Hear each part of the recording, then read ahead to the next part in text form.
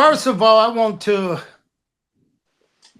say hello to Sonny Onoo, who will be our little guest host tonight on the Cat's Corner.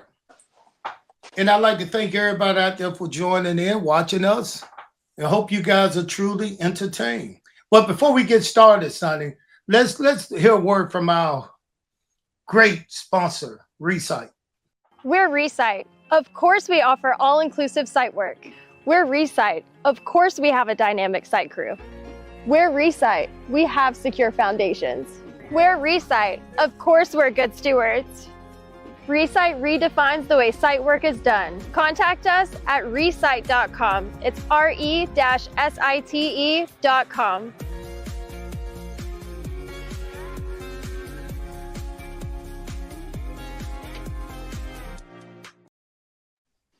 Well, son, I'm gonna tell you, this is kind of like a reunion. It is. It is. Ernest Miller and Sonny Onoo back together again here on the Wow. Cat's Corner. I never left you. I know. I mean, we know we talk almost every other day. We have a conversation, I know. a hello on the phone, and we even get to work together sometime, which Yes, we'll we talk do. about later. We got to do what show was that we did? WrestleMania with WrestleCade, Russell Kahn. WrestleCon. Yeah, we did WrestleCon together. Well, Sonny got into a little trouble, but we ain't gonna talk about that. We ain't gonna talk about that, Sonny, unless you You're not want gonna talk to. about my shoot fight.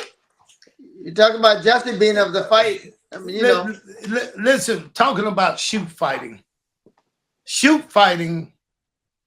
to us, when you hear a wrestler say shoot, that means it's real. Work means it's put together. You're working, you're on the clock. Coming from a background that I came from, and I know Sonny came from the same background, we were taught shoot fight. Whatever we did it to hurt somebody. And it was so different when I got into pro wrestling, when everything I was taught to do in a dojo or in a shoot fight, you were taught to undo in pro wrestling. And Sonny, how did you get, because you was there before me, how did you get used to that? well, I think I disagree with you on a little bit of your training and my training, because we train like I kickbox, which means you're trying to hurt somebody, trying to knock somebody out. Then you have what we call a point fighting, which is full speed, but you're still trying to control your blows. So it's Wait a minute. That's how you fought. Me, you could tell my name in the ring I is know, Dirty important Red. part I was know. Dirty Red. And the one reason they call me dirty is because I did the opposite. Everything I threw, my intentions was to hurt somebody. So I never tried to control my punch. I've never really learned how to fight tournament fighting and didn't know it was a system to fighting. And a way to do this was by putting together a game plan where you tag and you don't want to be tagged. Me, I went by the old school rules. Somebody hit you, you hit them back. If they hit you hard, you hit them harder. So that was my philosophy right there, a tournament fighter. But go ahead with what you were saying about Well, your. I think in point fighting is exactly that. You learn to focus, so you're not trying to punch through somebody. You're trying to punch at a level. You're still making contact, but you're not trying to punch through somebody. Well, we called it focus back then, and I'm sure it still does. But that made it easy for me to throw those kicks or punches. So I can. They were a lot like point fighting. It's a controlled blow. You're throwing it fast, you're throwing it full speed, but you're not trying to hit through a target. Well, let me ask you this then. Although you throwing a kick not to knock someone out in tournament fighting or point fighting, you doing the same thing in the ring. But I think in point fighting, you giving a little bit more power behind those punches than you would pulling them in the wrestling. So there's still a significant change in the speed and timing in point fighting in the wrestling ring.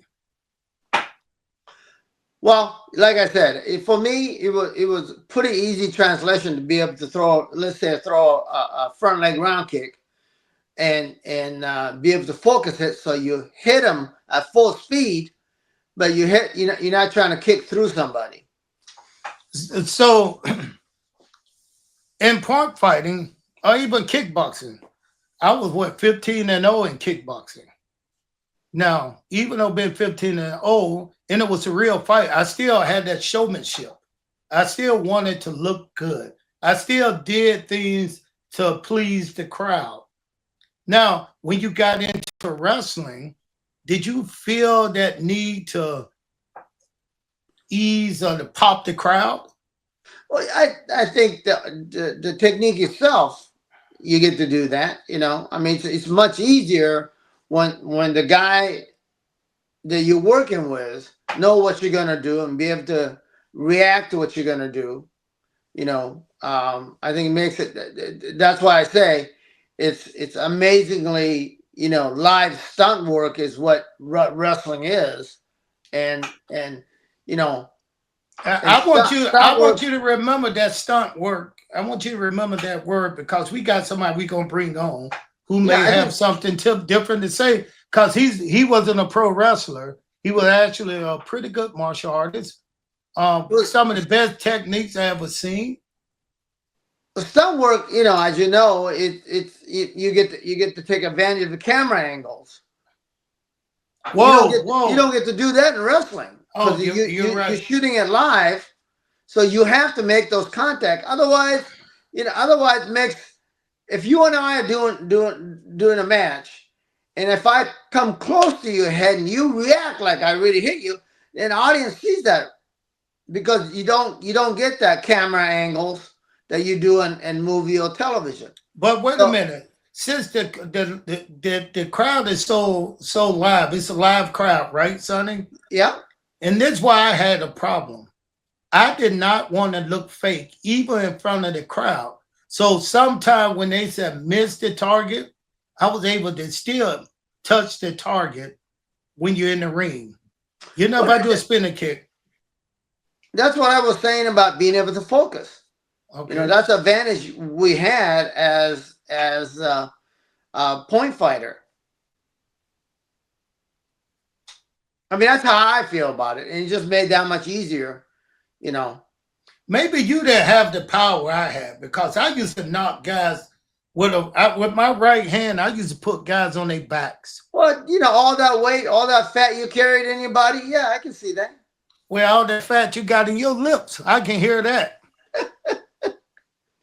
So Sonny, yeah. Even before wrestling, I knew of your background, your martial arts background. You was a great. Listen, you wasn't just a form guy, kata guy. You didn't just stand do the forms. You actually was a great fighter. You was a kickboxer.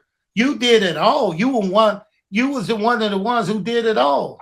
And yeah, it was me and Steve Fisher. There was a guy named Steve Fisher from California. He passed away, but he was another guy who was ranked in full contact. 75 to 81. I was #1 bantamweight.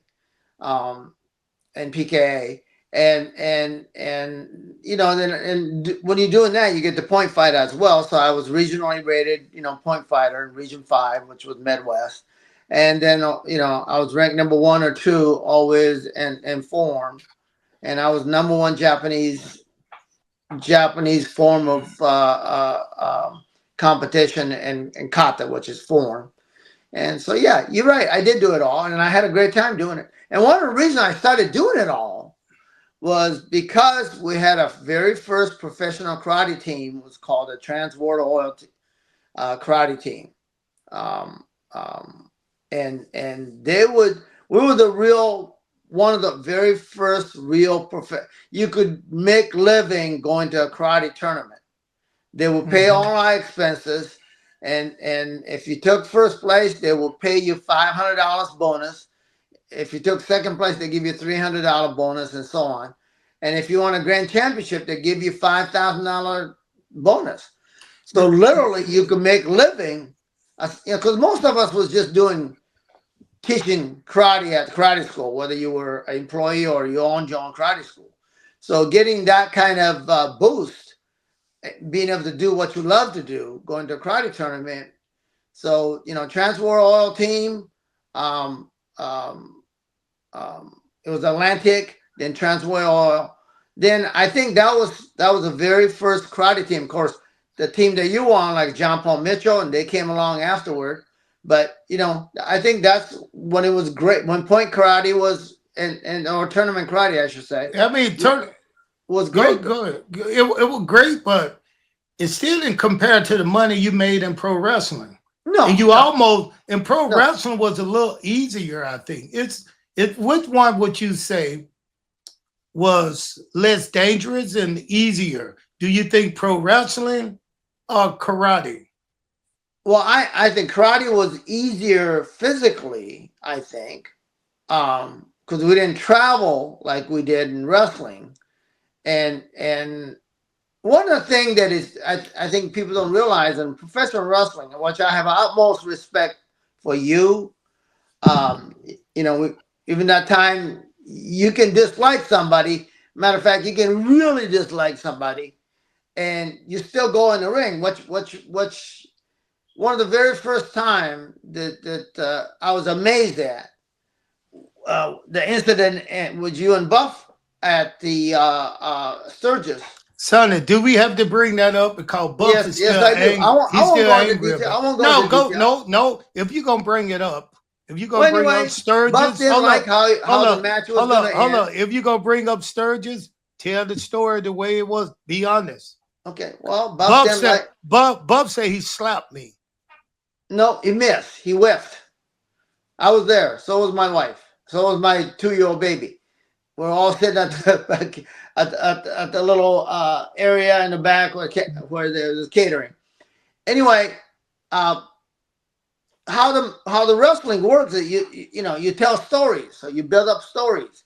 So Buff was the heel, the bad guy, and although we play heel, but we were, people loved us. Hey, Sonny, can I stop you for a second? Because sure. you moving over something I want people to hear. I want to hear what's the difference between karate, martial arts, or MMA, and pro wrestling. Because we had a lot of MMA, karate guys transition into wrestling, and it's something totally different. In a karate fight, you don't have a story to tell. You just out there to win or to do damage. But in the ring, when you get to wrestling with your physical being, yourself, your hand, what you're doing in the ring, you're using all that to do what? To tell a story. Exactly. Okay. And not only that, leading up to there's many matches. I think there was many episodes that was leading up to Sturgis for Ernest and myself and Buff the Stuff. So and the wrestling, there's a payoff, and the Sturgis the pay-per-view was going to be payoff. Buff made fun of us. He played a heel, he played the bad guy.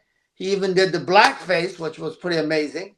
We don't have to bring that up, son. No, you want me to tell the story or not? Yeah, but we don't have to make him look bad. We made up since then. That's fine, but you want me to tell the story? Okay, tell the story.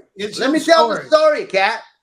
So anyway, so he plays the heel, and we're supposed to triumphant at the end of the pay-per-view. Well, Buff didn't quite like that. So as they're going up the match in the back at the catering, my wife was sitting with my baby, and I was sitting there, and the cat was on my side of the bench, and Buff was on the other side. And they decided to go over the match, and not the outcome of the match, but how the match was going to progress. And people might not realize this, certainly fan doesn't. It's not like They're going each blow and stuff. It's amazing what these guys. It's an amazing art form to what these guys do. The professional wrestlers. They'll say, "Okay, we'll start. This will happen. That'll happen." And they kind of tell the story. You got levels. You got Right. levels, right? Build up in levels and, you know, highs and lows. Anyway, and for doing a match, Buff took it as Ernest smirked. If you remember No, that. not doing a match. No. Going over the match. Yes. Going over the match, Buff perceived that Ernest smirked. And that's what what went sideways in Buff's mind. Says, "There you go again, Cat." And Ernest said, "What?" And next thing I know, Buff takes a swipe, try to slap Cat across the table. And Ernest, being here, you know, he's pretty great athlete. I don't know how much you weigh then, but you're a lot lighter than you are now. I was the same, bro. I'm 250 pounds now. I was 230 then. Oh, I thought you were about 285 now. Yeah, I'm 250 now. Son, you old now. Can you see? I'm no, 250. but well, last time I saw you, you were weighing about 285. No, I was not. No, I was not. You were still 5'1". No. Okay, go ahead, Sonny. But you know, but anyway, so what happened is he gets frustrated, take the shot, try to slap Ernest with his right hand. Ernest on the other side of the table. Leans back, arm goes, he whips Cat. Cat dives over the table. Over you and your wife. Right over the table. And there they go, you know. And of course there's securities and there's other wrestlers, and you know, I don't think there was any solid punch was. Come on. I wasn't trying to hurt Buff because I know Buff. Whatever it is, but nobody really punched Buff also at that time was a little intoxicated, remember? Okay, and Buff said, okay, you know, Buff said, hey. He apologized as soon as I got him into uncompromised position. He decided he didn't tap out, but verbally he did. He said, okay, Cat, please, Cat, okay. And by that time, I was into it. And security's all over, you know. Security all over. And I'm going to tell you this. I've never been, listen, I've been put in chokeholds before. I've been put in wrist locks. I've been put in wrestling situation, real fight, real matches that I couldn't get out of. But let me tell you something. Whoever this big security guard was that grabbed me off of Buff, man, this guy had me so tight. That was 3 police officers, remember? Bro, Doug and no, there was one guy holding me so tight at 2:30, said, calm down, Cat, calm. I couldn't even get out of that. This guy could have did anything he wanted to do with me. He was just that strong. I started to fight. Then I felt that power. I was like, who the hell is this? Let me go. You know? So it turned out to be a real nice security guy that worked with us. And he told me to calm down. And you know, we got everything calmed down. We went out. And by the way, we got into a little trouble.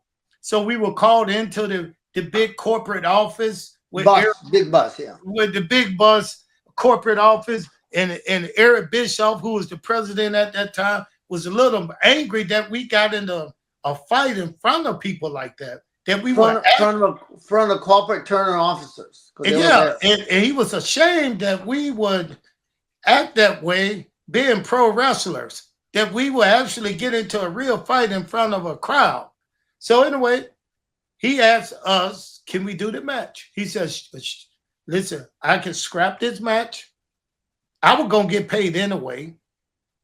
Or we can go, listen, we won't have to have this match. Buff said no, because Buff thought I was mad at him. Buff said, are you crazy? Do you think I'm going to go out there and get in the ring with this, you know what, this crazy killer mother, you know what? And I said, Buff, no. Then Eric said, how the hell, what happened? Who started this? Buff put his finger, turned his son and said, that little mother, you know what, over there started. He put everything on Sonny Onoo. I haven't said a word. He put everything on Sonny You put Onoo. all the heat on me. But listen, we went out of Sturgis. I don't know if you guys been to Sturgis on during bike week. Listen, we had no chairs in the audience. We probably had about how many People sitting on their motorcycles. everybody just drove up on their motorcycle. And how many people you think we had out there, man? It was a I don't full know. house. I don't know the number, but it was pretty packed all the way as far as you could see. It was so packed. It was so packed that I was the bad guy.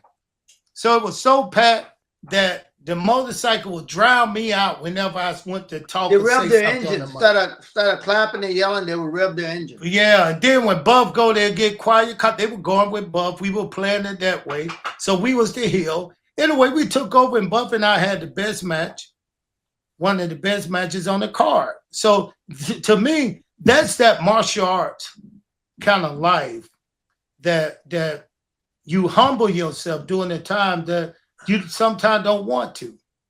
Well, that was pretty amazing. That was one of the most amazing thing that I thought, that because when you were doing a professional wrestling, Ernest, he was 250, Buff was somewhere around there.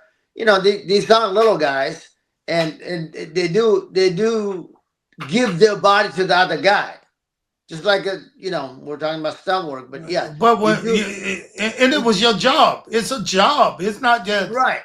But having that background of what just happened, it's pretty amazing that you can still trust that guy to go in the ring and give your body to that guy, and have him do the right thing and you do the right thing as well. I want you to stop right there, son, because this is gonna move us forward. I did not give him my body. I didn't give him stuff to do to me. No P did he, but I did not give him my body to do what he wanted to do in the ring like normal.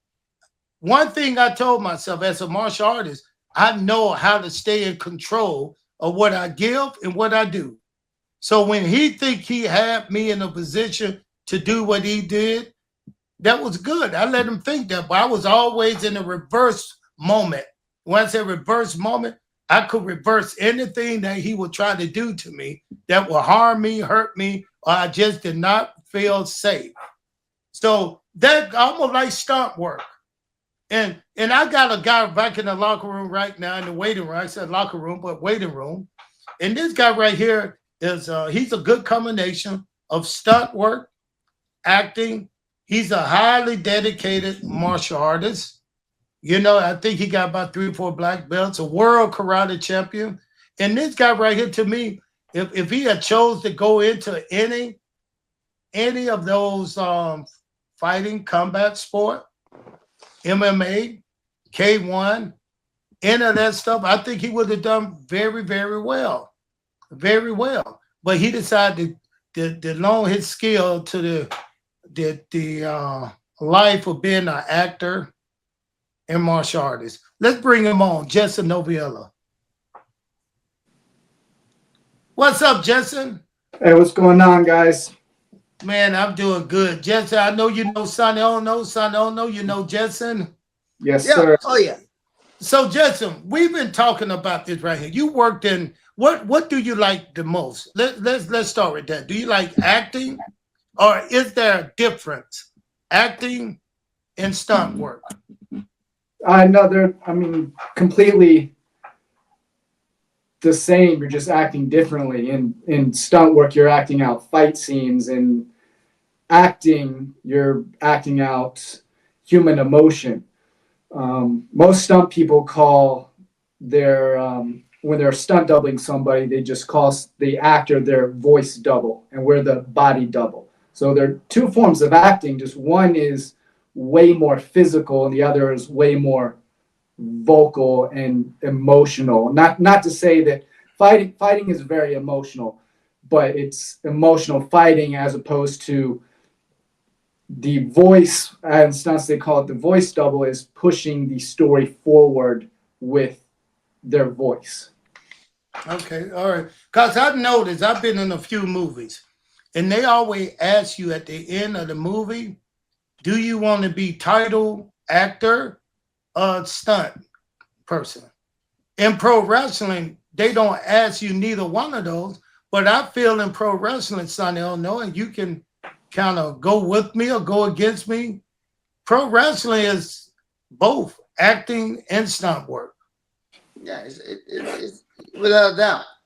You're playing a character, and that character have to, if we're heel, babyface, or whatever your character is, you know, I mean, you doing that, and create a suspended reality because it's a live event. At the same time, you know,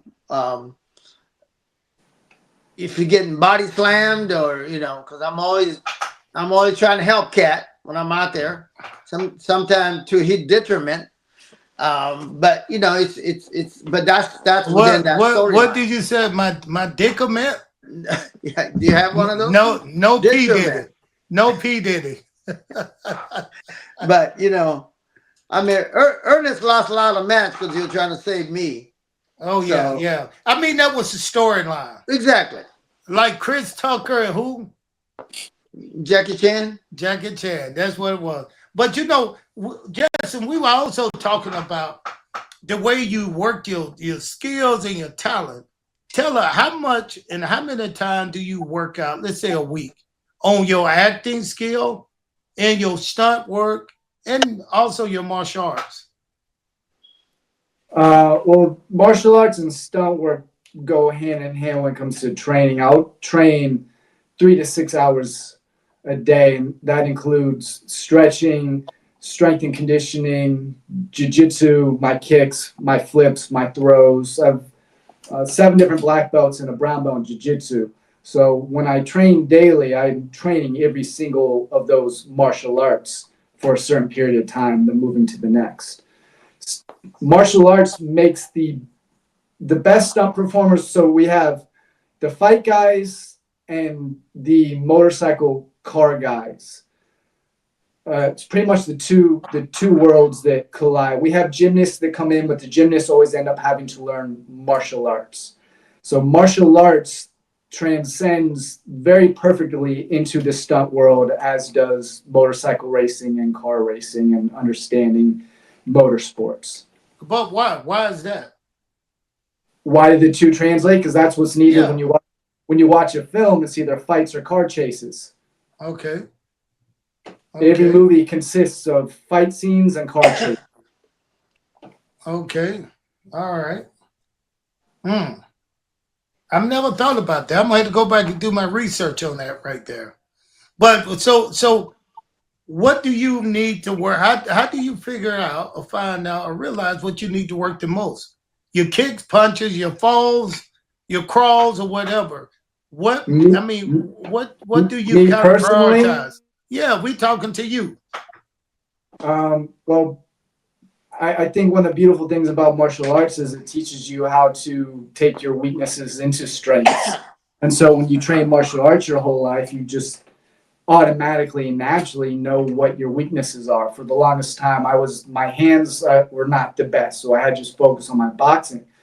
So it just depends on, in that moment or in that day, what do I feel that needs to get better. I feel any artist, martial arts, you're an artist, and I feel that any talented or master artist becomes a high level by first knowing what they need to get better at. And I also believe that's what was so great about Bruce Lee's philosophy with Jeet Kune Do. It wasn't a system. Hey, can we not talk? Can we not talk about Bruce Lee? You know how I feel about Bruce Lee. I love you, my guy. I love his you. philosophy.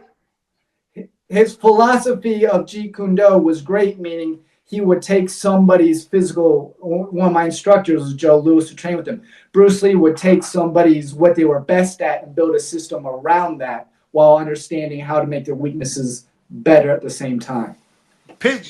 Sonny, what do you think about that, Bruce Lee?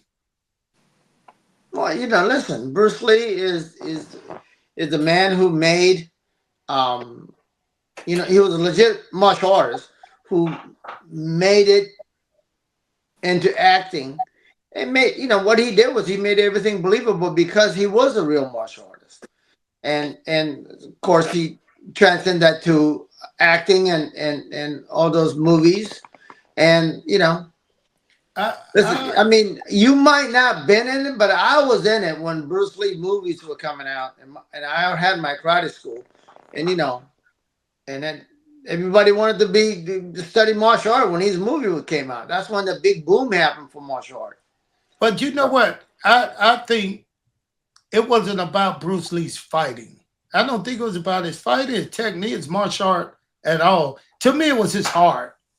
I think you could have took Bruce Lee hard in mind and put it in a baseball player, and he would have been the greatest baseball player ever.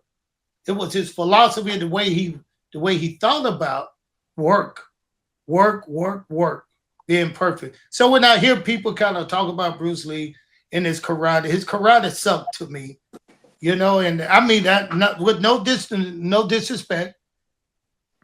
He His didn't do karate karate. wasn't that good. Ernest, he didn't do karate. A martial arts or whatever. What do you want to call it? No, he studied kung fu. That he was Chinese artist. In my book, Kung Fu is part of martial arts and It karate. is part of martial art, but it's not karate. Explain the difference to me, Sonny, Oh Master my! Sonny. I just want to hear. Maybe I don't know. Teach your old There's a fella various something. style of martial arts, right? Karate generally comes from Japan and Okinawa, and you got Chinese martial art like wushu and gun fu.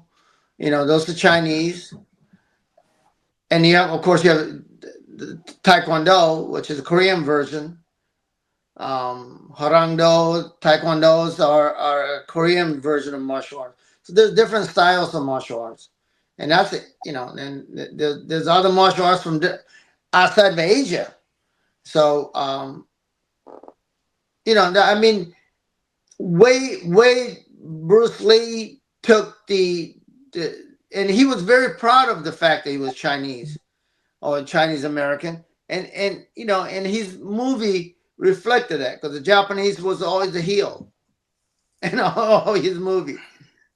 But you know, I look at Bruce Lee, and I want to do this, and I want to kind of relate Bruce Lee and his character to a wrestler, and to me, that kind of idea of working hard and letting yourself flow with water and be happy and be who you are. The only person that would be is someone like Chris Benoit, someone that was so talented that you could tell it was all hard work and dedication to a belief, not just athlete, you know, not just being an athlete, but just dedicated. So I would kind of relate Bruce Lee to a wrestler like that. Now, let me ask you this, Jessen. If you was a wrestler and you compare yourself to a wrestler today or somebody you know, who would it be and why? Um, I don't know. I don't think there's a wrestler out there with my physicality right now. The kicks and the tricks and the things that I'd be doing axe kicks and 540s and 720s and not just flipping off of the rope, but I'd be throwing martial arts tricking combined with kickboxing and jiu-jitsu. So I think I would bring essentially my something that hasn't been seen before. Doesn't mean I can necessarily get out there and do it, but I feel that that's what I would bring. But it's like stunt work anyway. So you get to create your own technique, your own. I mean, that's what I had to do. I did not Yeah, know anything about a wrist lock, front face lock. I knew none of those stuff in the ring. I just knew how to fight. When they tell me we need to have you here, we need to put you in here, I knew how to fight. So I was always able to move to the next spot. right. Yeah. And Well, son, and I believe so. If we're only talking about the fights, the best stunt professionals are always the ones that came from a sport karate background. It's the best. Even the best performers have always come from a sport karate background, because as you guys in wrestling, you know how to perform. When you're doing fight scenes, you're not just doing a fight scene, you have to perform the fight scene. I've seen who are some of those guys? Give me two names of guys from the sports karate world that made it big in the stunt world. I mean, there's pretty much, we'll say John Valera. John Valera, yes. Paul Mitchell, and let's say Kim Do Nguyen. Kim Do, but also Arnold. Arnold Chan, also amazing martial artist, and also amazing stunt professional. The best in fight scenes always come from a sport karate backgrounds, because they work their technique so precisely that it translates into the stunt world with having control. When you're doing stunts, you need to have full control of your body to keep yourself safe and to keep the other person safe, while having to perform and make it look realistic. So when you come from that sport karate background, it's the perfect recipe for transitioning into stunts. And see, that's what I was talking about, Sonny Onoo, when I said buff, getting in the ring with somebody like buff, somebody you just had a fight with, a real shoot fight with. Yeah, I still got in the ring and I still did my job, but I think it was this background stuff that you were talking about, as far as always keeping yourself in control of your body, in control of your mind, not just your body, not just your physical, but mental too. So Ernest, once I got in the ring, yes, Sonny. Ernest, you're contradicting yourself. You said when you used to fight, you used to try to knock everybody out. You didn't have a focus or control. And I told you the point karate guys have a control. We don't try to punch through somebody. Let me finish what I'm telling you. We don't. One of the things about point karate guys is you can focus. That's one of the things we teach in karate, right? You don't have to focus. You don't punch through something. You stay in control of your balance, and you punch with focus, or a kick with focus. Hold up. What you just said about me, what you just said about me is a bald-faced lie. I never said I fought without focus. I didn't say that. You didn't have a control. You used to try to knock everybody out. That's how you fought everybody. You're not gonna come on my show. Roll the tape. You're not gonna come on my show and attack me and don't expect for me to fight back. What I said, you contradict yourself. let me finish. Let me finish. What I said, my focus was to hurt people. Let your guest speak, because you two have been going on for 30 to 35 minutes without me. So okay, go ahead. Go ahead, Jess. With all due respect, Master Legendary Sonny Onoo, yes, karate guys do train to control when they're fighting, but when we're training, I have black belts in multiple styles. When karate guys train, we also train to go through. When we're breaking boards, as silly as some people think board breaking is. Yeah, that's called control. I kickbox, I did point karate, but I didn't fight the same way when I was point fighting as I did when I kickboxed. That's why you didn't win. That's why you didn't win like I did. Agreed, but one style can teach you to go through while teaching you to control at the same time. And I think that karate is one of the best styles at teaching you to commit and go through while also having perfect control. I kickbox amateur style. I have a black belt under Joe Louis, the guy that created kickboxing. My karate style allowed me to learn kickboxing very quickly, but I don't think a kickboxing style can allow somebody to learn karate as quickly. See, let me tell you this, Jess. You're a nice martial artist guy. You believe in respect. But Sonny, I don't know, he got that same... It's in him. With what you are, you're a martial artist, you're a good guy, you're respectful. That's in Sonny. But Sonny he's the head of the table when it comes to being a bad guy. Yeah. When you look at Sonny, he's just trying to irritate me. He's trying to aggravate me. He's trying to get me riled up, because he know when I fought, I did not just fight with focus. I fought with everything you're supposed to fight with. But yeah, I see that. I was just debating Mr. Onoo's statement on karate guys not knowing how to go Okay. through, because All right. we train to do both. And there's been multiple karate black belts that have done well in MMA. Stephen Wonderboy Thompson, Raymond Daniels. Those guys were all point fighting way before they're doing MMA, and their control. And I'll tell you this, when MMA guys try to do stunts, there hasn't been one that has been able to perform that well because they can't control. The guys that know how to control know how to commit, but the guys that don't have control have a problem learning it. So I believe, and I've witnessed this, I believe when you can control your technique, you can commit and have power and hurt somebody with your technique. But if all you know how to do is to commit and not to control, it's almost impossible for you to transition from committing to controlling. But commit and control are all one thing. Focus. Well, you only if you know how to control. If you know how to control, you can commit. But if you only know how to commit, you can't control. A lot of these, you know, with all due respect to the guys that only fight MMA and have not trained with full control, they all want to come in and do stunt work because bless the arts, let's be honest, they don't make much money fighting. And I want everyone that does martial arts to understand you can have a better lifestyle, make better money, have better insurance when you do martial arts for Hollywood and not when you're fighting in the UFC. Better money, better lifestyle. But let me a lot of these guys, one second, a lot of these UFC guys, with all due respect to all of them, because stepping into the ring is not an easy thing. Anybody that steps into a ring needs to have, everyone should have up due respect for anyone that steps into that ring multiple times. But these guys, when they want to now transition to Hollywood, have a very difficult time working with us top-notch stunt performers because they don't know how to control their technique.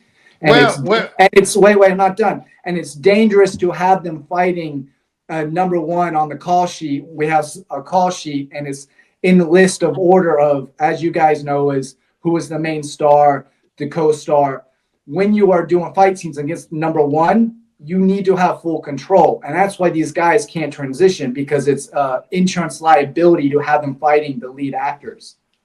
Okay, now, be that as it may in the stunt world, that's why a lot of those guys jump over the stunt stuff in Hollywood and come to pro wrestling, because that stuff, Sonny, it kind of feed them. They make money to be a tough guy. All they got to do is look tough. As you and I know, Jessen, and you too, Sonny, the techniques don't have to be that good. They don't have to be that powerful. All they got to do is grunt and be a mean guy sometime right now. All you got to do is have a background of fighting. So with what you just said is true in the stunt world in LA. But Sonny, how do you think these guys fit so well? Let's call out a few names of people that went from the fight world to wrestling and see what they could. How about Ronda Rousey? How would you grade her performance in pro wrestling? You asking me? Yeah. Yeah, I think she did really well because everybody knew she was real, right? She was a real MMA fighter. I think she did pretty well. But I think she had an issue with some of the storyline that she didn't, agree with. And I think it's like not liking a script for that matter, Did you ever see her, Jessen? Did you ever see Ronda Rousey in pro wrestling, WWE? Yeah, of course I've watched her and I've worked with her in films, and I think Ronda's judo was amazing. And when you are a judoka, you also, as I said, in karate, you train to commit, you train control. You do the same thing in judo. You train to control the throws just as well as to commit all the way. You got to remember her finish was like armbar submissions. And that was her finish in wrestling. Yeah, and she had beautiful control. Her Sotogaris, Goshis, all of her throws were beautiful, and she was controlling those throws on the wrestlers, which I think if she was only fighting, might have had a difficult time with that control, because she was traditionally trained martial artist. She had the ability to control. I don't think that translated into money in WWE, Sonny, because once she got there, once she had to become a character, I think that was hard. She Well, had the physical part down, but it's like acting. When they give you a script and they said this is the character you are going to play, right? You can get some people can get into them, physical and mentally and spiritually. They can get into that character. I don't think she. Go ahead. I Sonny. think she did well when she was playing herself.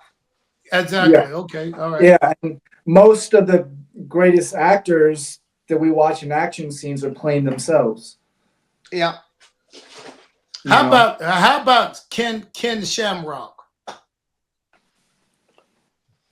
I think Ken's the same deal. I mean, he basically played a shooter, MMA guy, a tough guy, you know, and he's finished with submissions and stuff. I think he did pretty well. But he played himself. He played himself. That's why I would say he played himself. But looking at his technique as a martial artist, and I've watched Jessen for many years with his technique and how well he worked on his technique. But watching Ken Shamrock techniques in the ring, it didn't draw money with me. It wasn't beautiful. They wasn't like, oh my God, I want to see that again. It wasn't that kind of movie star kind of technique that was so beautiful. Yeah. You want to see it again. And that's a big part of doing fight scenes is you have to be a showman. When I was saying performance, being a performer and a stuntman is being a showman. People want to see, similar to wrestling, they'll remember the first move you do and the last move that you do. And and in between is a little bit of a story, but the first move, the last move, they need to be spectacular. They need to be some kind of signature move. And if I can, I can interrupt you. Yes, sir. One of the things when Ernest made his debut in wrestling, he actually came in to save another wrestler, and one of the things he did, which we all knew he was a great athlete. This is when he was supposedly same weight he is now. But anyway, I think what'd you weigh when you came in? Don't worry about that, bro. Just talk about this. But this man jumped up in the ring, walked the rope, and top rope in the wrestling ring, and I think he did jump back around, kick somebody, in the ring, and it was beautiful. It was beautiful. Yeah, but he was. and what Justin was saying earlier, and I think that was one of the pop people said, "Well, who's this guy?" But Sonny. The thing is, what Jessen just said, I was that kind of guy. You probably didn't see me fight back in the day. I was that kind of guy used to highlight the crowd. Not only did I train hard every day working on my technique, I was able to show that technique all like with sparkling lights. It was they were beautiful technique. I knocked people out with beautiful spinning hook kicks.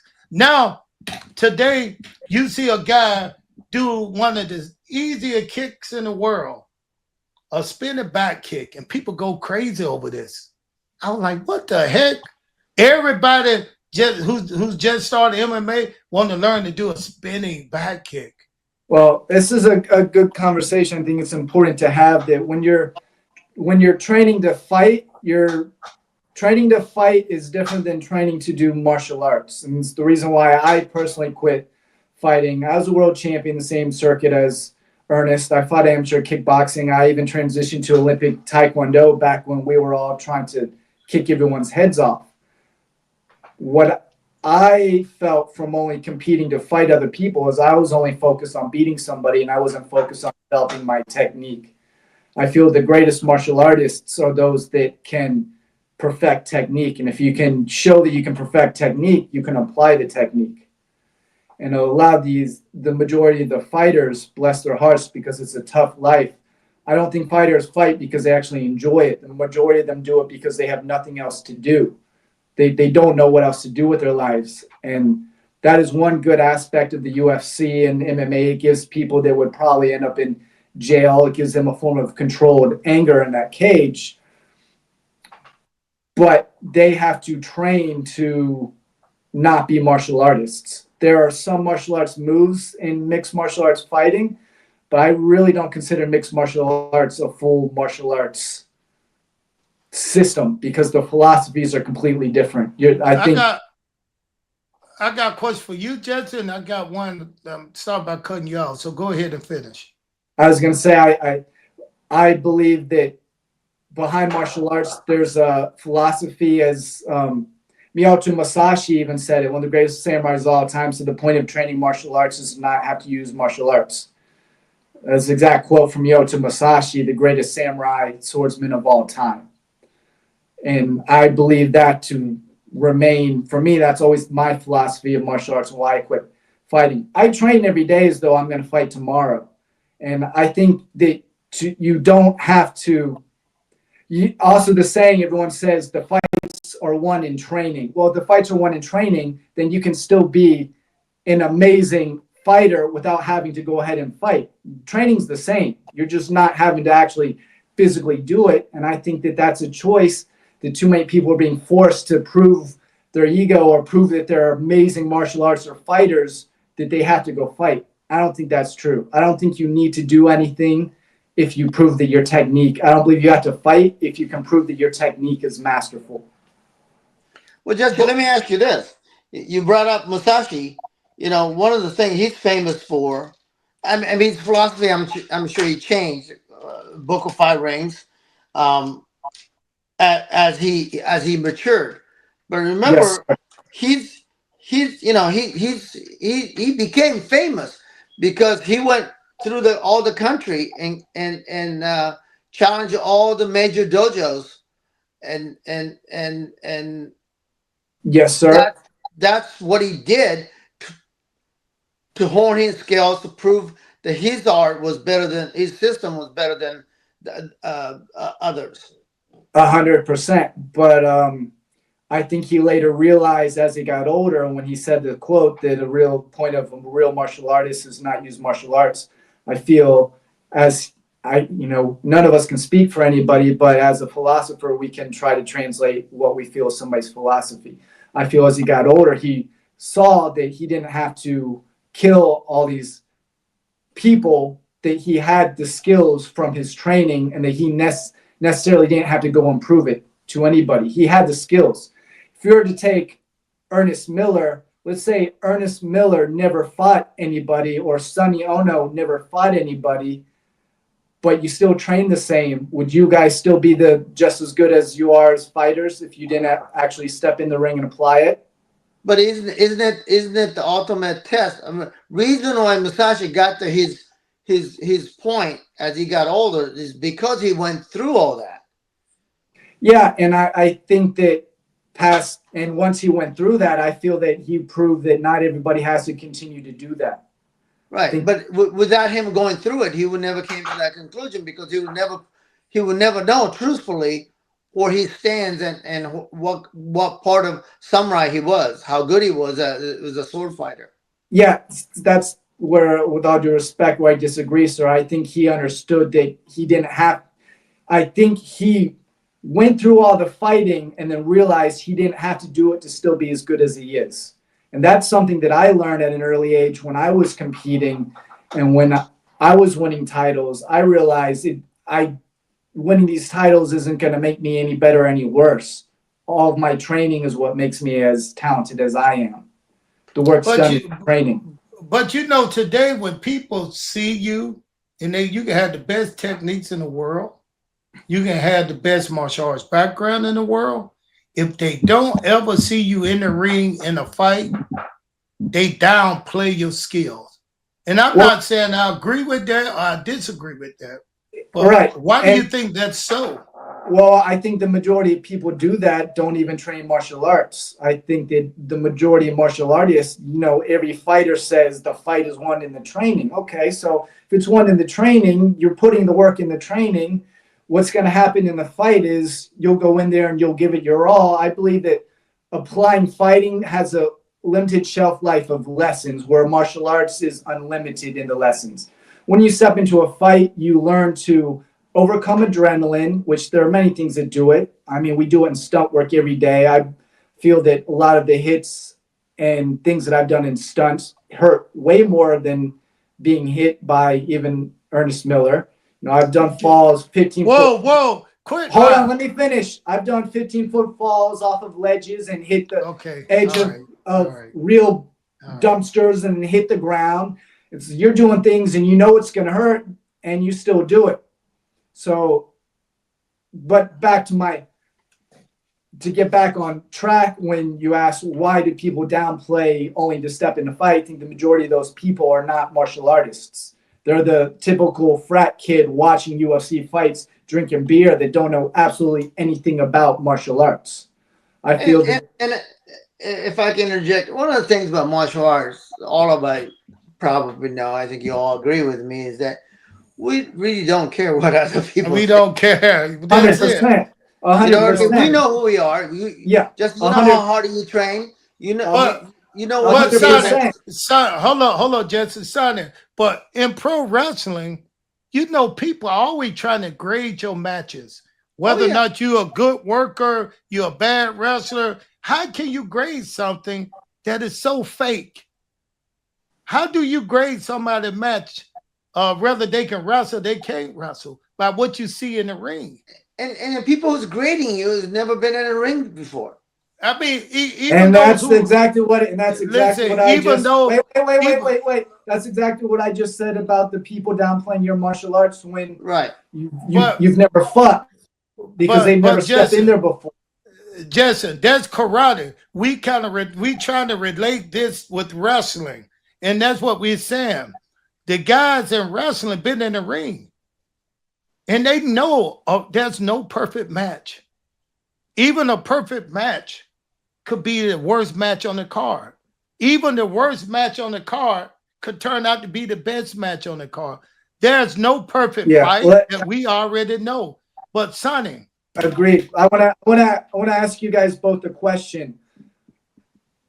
Have you seen?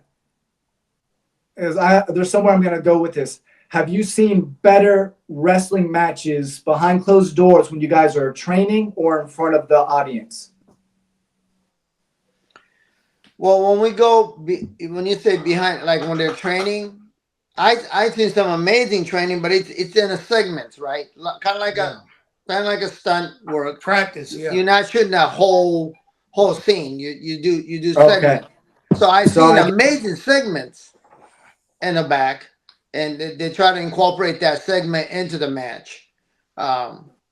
But yeah, usually when they're all put together, those segments together, and tell that story, that's when wrestling match is great.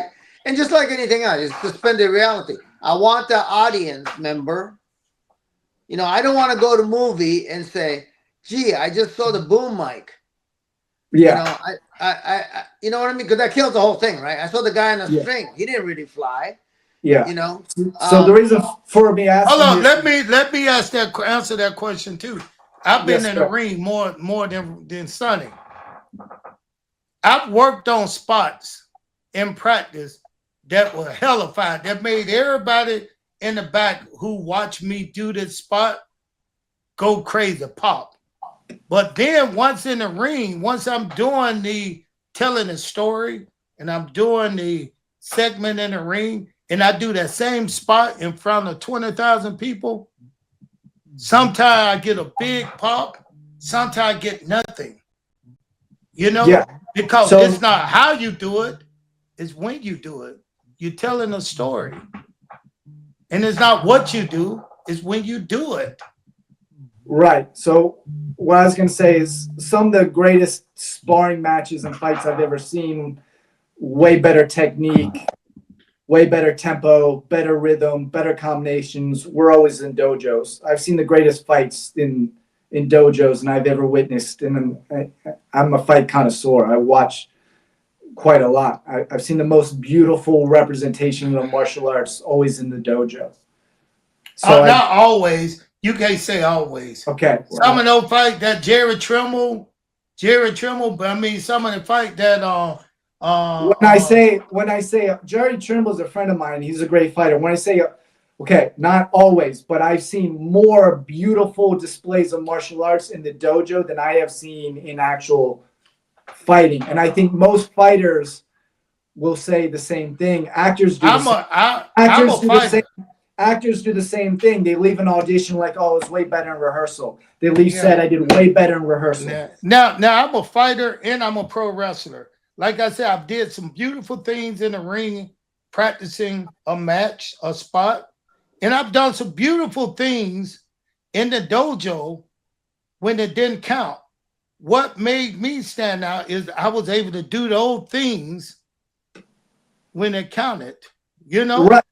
But when they to said get back, wait, I think the audience is going to lose us. To get back to the point, if you never fought professionally, never did it, but trained the same, let's say Ernest Miller never fought professionally ever, but you still have the exact abilities you have there right now, would you still just be as good as a fighter? If you never had to use it, would you still know that you were just as good with using it?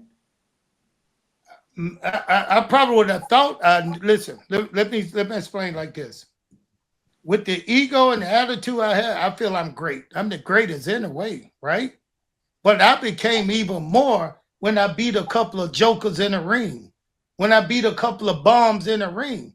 Now, when I left that ring from that fight, I felt like I was even more of the boss. So to you feel that you had, because you feel that you had to prove it by beating bombs. I didn't feel I had to prove it. I feel But you I just did said that. prove it. You just said you felt. I didn't say I had to prove it. It was just something I did. I was an in-ring fighter. What I'm asking, it's not. I didn't ask you. Is it something you just did? I'm asking if you didn't do it. If I did. If you I didn't don't step know. in. Wait. If you didn't step in to knock out these so-called bums, would you still believe right now that you were just as great as you are if you didn't knock out the bums? I don't know. I can't really answer that because I've knocked out so many of these bombs. How about you, Sonny? Maybe you can answer that, Sonny. Maybe you can answer that. I don't think you knocked anybody out. I think competition, certainly for me, is for me to see why, just like Musashi. Not to compare myself as a great swordsman, but when you're young, I think and when you're in your 20s, I was going to every tournament I could go, and the bigger the tournament was better. We used to drive from Minnesota to Battle of Atlanta because that was the tournament. We'd go to U.S. Open and go, and it's to test yourself, right? Find out where you at. Yes. And there was nothing like when you're in your 20s, you can go down to, North Carolina, down on Tobacco Road, where all those colleges were, and be able to go to them tournaments and have a great time. And you can fight hard as you want and not go to jail and party with all your martial art friends. I mean, that was one of the best time in my life. But getting back to, I'm glad that I competed and found out why I was out in totem pole, as far as where I saw myself. So I think that plays a part in who we are. But Jessen, let me ask you something, Jessen, and you can kind of Google this around in your head. Now, people ask me about sports fighting, kickboxing, MMA. I've done K1. Time fighting, I've done it all. Knocked people out in every sport. Now, people will ask me, how would you fare in a real fight? And you know what I say to them? I don't think I ever been in a real fight to where I had to fight for my life, a real fight. But I still feel like you said, Jessen, I still feel like I can do it. Even without being in a real fight, I still feel like I can protect myself. Yeah, and I think that's a great thing, a great point to make, because everyone that doesn't train martial arts always says the same thing. Or when, my social medias, when I'm posting I believe my martial arts look like ballet. I've trained my martial arts to look just as though I'm a ballerina, but doing martial arts. And people are like, it's not gonna work against my 45. And these kids do the same thing on everybody's content. Doesn't matter who you are. They're like, it's not gonna work on my gun. And as Sonny said earlier, like martial artists, when you're a true martial artist, you don't care what other people are saying. Like we train to develop ourselves. Mhm. And I think that that's a point that I want more young people to understand is you don't have to fight to prove that you're a badass mofo is what I'm trying to get to. And I agree with Sonny. I competed in, same going to all the little local karate tournaments and having a blast and hanging out with my buddies and, and dealing with the adrenaline and the adrenaline dump, and those gave me some great tools. But after a while, it has I'm not done. After a while, it has a shelf life. You don't continue to, as I said, you don't continue to learn a broad area of lessons that training martial arts teaches if you're only focused on competing. And that's the lesson that I wanted to get across. Yeah. If you want to compete, there's nothing wrong with competing, but understand the training of martial arts is going to far outlive any lesson you'll get from competing. Well, that's your opinion now. That's your opinion. And I think, Sonny, do you agree with his opinion? Because I have agree my with own Jesse. opinion. I think like we're talking about different stage in your life, and like I was telling you earlier, I wanted to compete. I wanted to know where I was at with the best of the best of what's out there. But Jesse's correct when he says at a certain point you go, okay, been there, done that. Yeah. And I would rather train, and you don't need the feedback anymore because you know who you are. Yes, sir. Yeah. Yes, sir. 100%. And that is what I believe martial arts to be. And I feel, God bless them, anyone that continues to fight. We see guys Joe Louis and Bill Wallace still stepped into the ring to fight at an older age where they should have, bless their hearts, not been fighting. We see in the UFC every day. I've never met a fighter that says, yeah, I love fighting. I think at one point in your early ages, you do. Jesse didn't see me fight a battle of Valida when I was 63. No, he didn't. He did. He fought when he was 63 and looked great. I believe it. Looked great. And that's amazing. But Jesse, I have not fought in point karate tournament for like 28 years. And I think let's get to point karate because a lot of people will knock point karate, and I think that point karate gives some amazing fundamentals at just training other stuff. Absolutely, yeah. The footwork, the angles, and the timing that you learn in point karate is far superior than footwork, timing, and angles you'll learn in any other style. But Jesse, I think there's some on YouTube. It's out there. Ernest was in the background dancing after I cartwheeled somebody. I cartwheel kicked somebody and at knocked him down. 63. But see, Sonny is a little quiet, but I'm gonna brag on him and I'm gonna brag on Jessen. Sonny is a well decorated martial artist. It's a privilege to be here just to have Sonny on here to talk to a man, his statue and what he have accomplished, and not just karate, but as a karate instructor, as a karate student, some of the people he studied under, I agree. some of the people in pro wrestling, the people he know, the things he could do that I saw him do. Listen, man, this guy right here, he should get his roses right now because he's he is the man. Now, I agree 100%. Coming to you, Jessen, I've been knowing you ever since you were young, and I saw your dedication. I saw how you a real martial artist. I tell them what I call you. I call you the real Karate Kid. And I say this right here. It was a lot of things Jessen could have went into. He could have went into kickboxing, K1. I've been there. K1. He could have went into any of the combat fighting stuff and probably took over.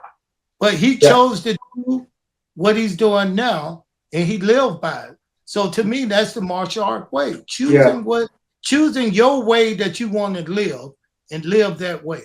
Yeah, 100%. And thank you for the kind words. And I 100% agree with Sonny Onoo. So I address him as sir. He's a legend, not just in wrestling, but in martial arts. Every martial artist should know thank you. who who Sonny Onoo is. They know who he is. He's from China. That's No, but Bruce is from China. My fault. I thought you were from You're China. from Ethiopia. No, you from China. 1 second, my amazing martial arts legends. I just want a theme to be known for this podcast. For my philosophy is that you don't need to continue fighting to prove anything to anybody. Correct. But if you really want to have an amazing life as a martial artist and have a career, it's a better career to step into Hollywood, better career to try to be a wrestler. It's a way better career. I mean, my insurance, the Screen Actors Guild insurance that I have is amazing. I have some of the best insurance in the world. Bless their hearts.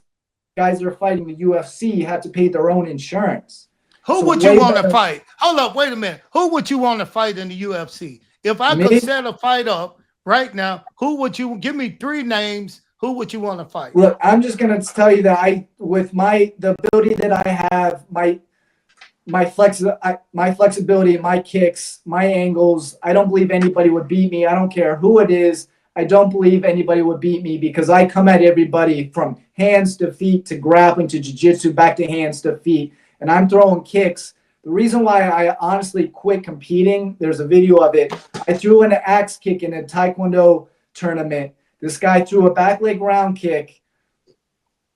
As he threw the round kick, I evaded the round kick, step back, my foot comes straight up behind my head, and my foot's coming down on his head, and he goes like this, and he tries to duck it. My foot's coming on the back of his head, and I thank God my control's so good, I slid it off the side. You can look up the kick. I slid off, his helmet slid off.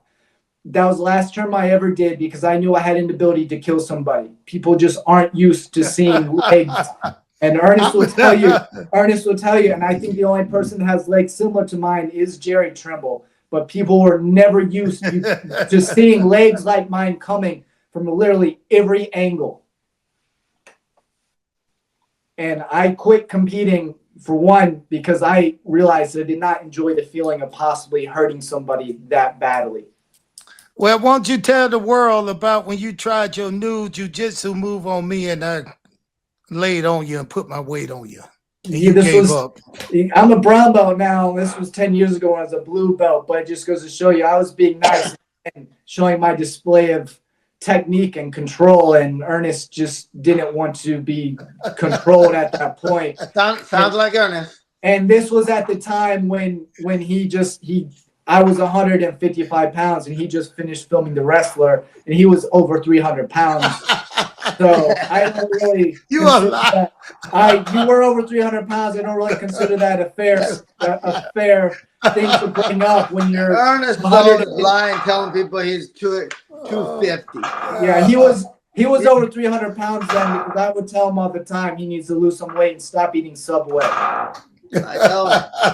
I was a martial artist. I was loading up. I was getting ready to do a bodybuilding show. Well, I was going to you can cut Ernest in a half and his bottom half weighing 285.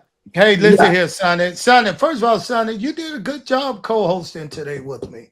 Oh, I need to have you. Yeah, I need to have you more. I need to have more of you on this. I don't need any heat from Ray. Well, man, listen, let's not bring that name up right now. But let me tell you this, Sonny, you did a great job. And listen, you was a great guest, baby.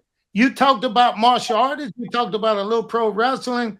You know, I mean, is there anything else you want to get out there? How can people get, listen, you also have a class that you teach. I know it's a private class, but if someone wanted to get in touch with you just to come to your class, how would they do that?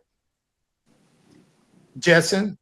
Oh, I mean, I'm very cautious of I don't teach for money because luckily I've done very well in entertainment. So when I teach, it's always for charity or for passion. So people would have to send me a message and on Instagram or socials and ask what if I'd be willing to teach them and what for. Is I do run a class, but as I said, it's for free and it's always for charity. But how would they get in touch with you? Tell them your yeah, my Instagram, JESSENNOV, Jessen Nov.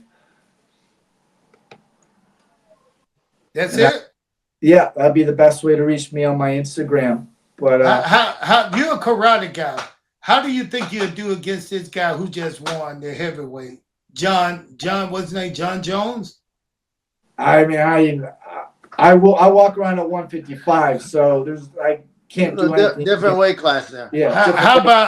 How about the guy who always getting in trouble, who getting ready to fight the kickboxing guy that fought Mike Tyson? I don't know who you're talking about there. Yes, you do. You watched the fight with me. Mike Tyson just fought somebody. Oh, Jake Paul? Yeah, Jay Paul. He just fought Jay Paul. So don't give me that bull crap. You don't know. If you're going to come on here, you're going to tell the truth. Would you fight Jay Paul? Would you fight one of the Jake UFC guys? He's also fighting a heavyweight. Like I'm not gonna. I don't think anyone at 155 should be fighting anybody at heavyweight. I'll fight anybody. If I was fighting, Jesse should be fighting McGregor, so he can make. Yeah, McGregor. Yeah, I don't know if McGregor can handle. Oh, he may grab that foot and put it in a lock or something and put you down. That's a fight I like. I'll watch. You know, and again, I know a lot of people like to say, I don't like to say, well, how would it go down or what would go down, because in fighting any given, it's just in football, any given Sunday, anything can happen in fighting. The best martial artist does not win all the time. But I will tell you that if I was fighting in the UFC, everybody would be getting axe kicked, and they all say they would be grabbing my legs, but you know, you can't really grab a leg when you're not used to seeing it come up from different angles. Wow.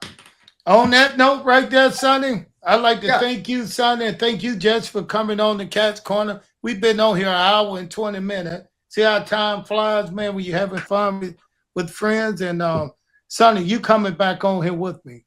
I like you. Whatever you want, I'll come on. Okay. Well, hey, Jessen, thank you for coming on the Cat's Corner, and looking forward to watching this and see what people got to say about the way you think.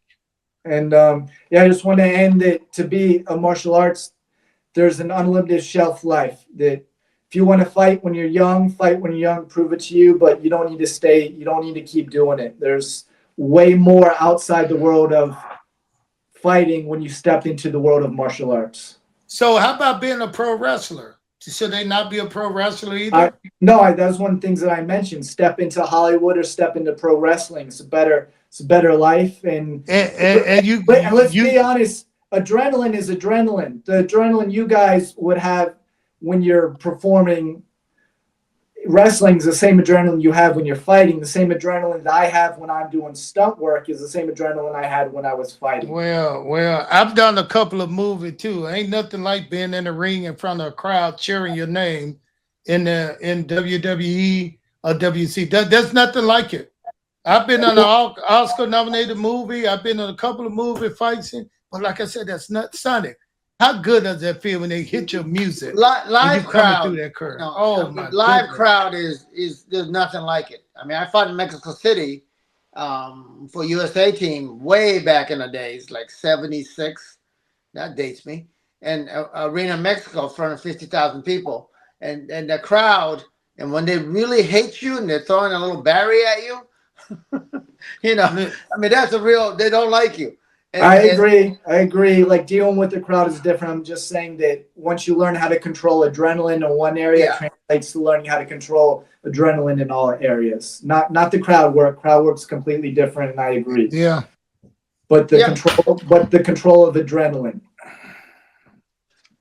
Well, let's hear Jessen. It's an absolutely pleasure to be here, and it's great talking martial arts and a little bit of philosophy behind it, and we're all accomplished martial arts, and it's very good for me, certainly for me, I'm sure it was for you guys, to talk to people who understand and who study martial arts. So you know, I Justin, just want to keep doing what you're doing, and we'll be looking for you, and you know, every time I'll see a movie, I'll be looking for you.